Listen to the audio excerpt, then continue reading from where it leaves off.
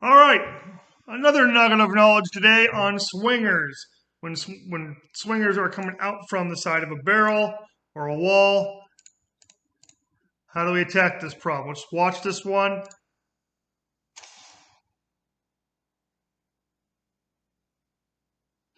And it comes out. It's not very fast. The things to remember when they're not fast swingers, when they're slower, it's really important we hit one round or two. Two rounds on one exposure, because when it disappears for a longer period of time, sucking up your score.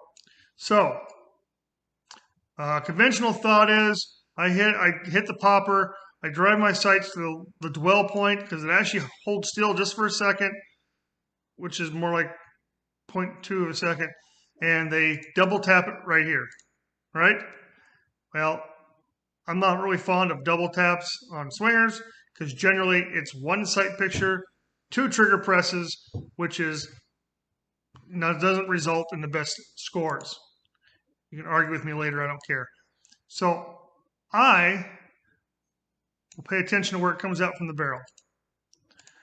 If it's coming out from the barrel and that upper half, upper third is right there.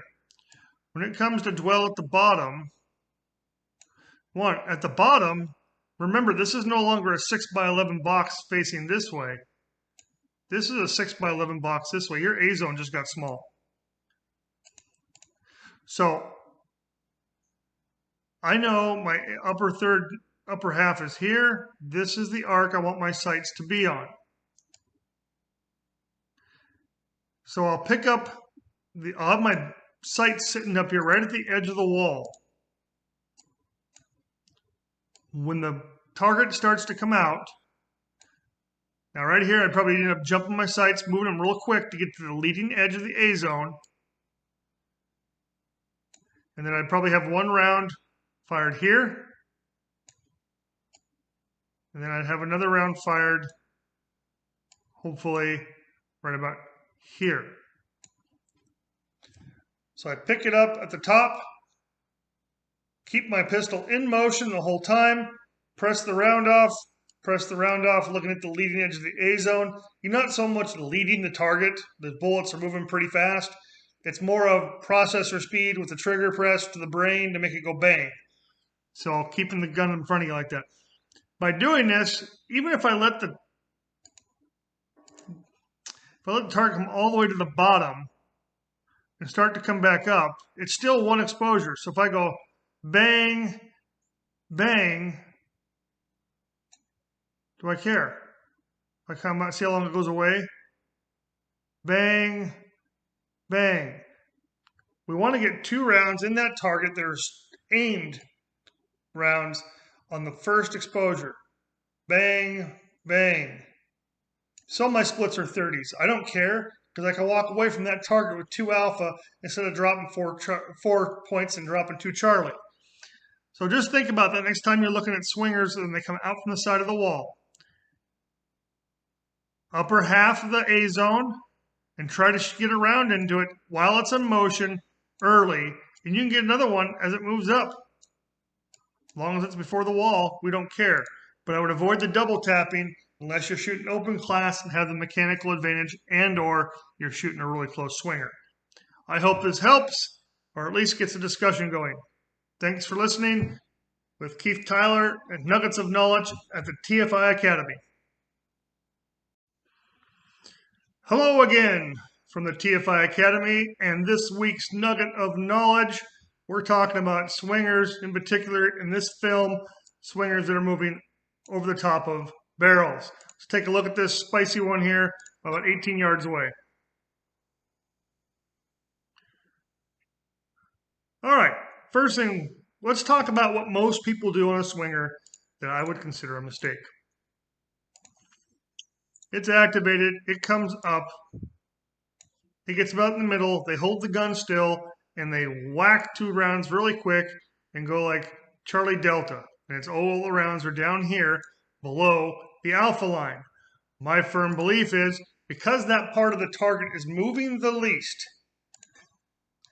it gives you visually, you feel more comfortable. It's not moving as much, and I can get 2 hits on it and get out of there. That's great. But if you're trying to get more points and leave there with confidence, let's put 2 well-aimed shots a bit higher. Let's be looking at that middle third,